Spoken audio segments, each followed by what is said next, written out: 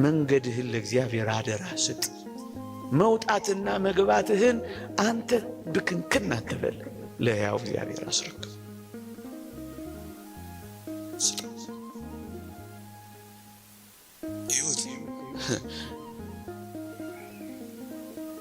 እጅግ ብርቱ በሆነው ጠላት ቤት ፊት ሞገስ እንዴት እንደሰጠው ተመልከቱ።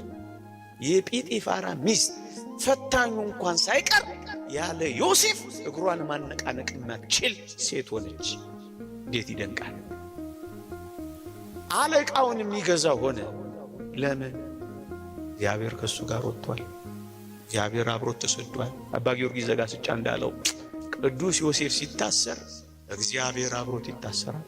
ግድ የለም እግዚአብሔር ከእናንተ ጋር አብሮ ይውጣ። ግድ የለም እግዚአብሔር አብሮ ከእናንተ ጋር ቤት አልባም ይሁን። ግድ የለም እግዚአብሔር ከእናንተ ጋርም ተንከራታችሁ ይሁን። ግድ የላችሁ። እግዚአብሔር ቤታችሁ ይሆናል።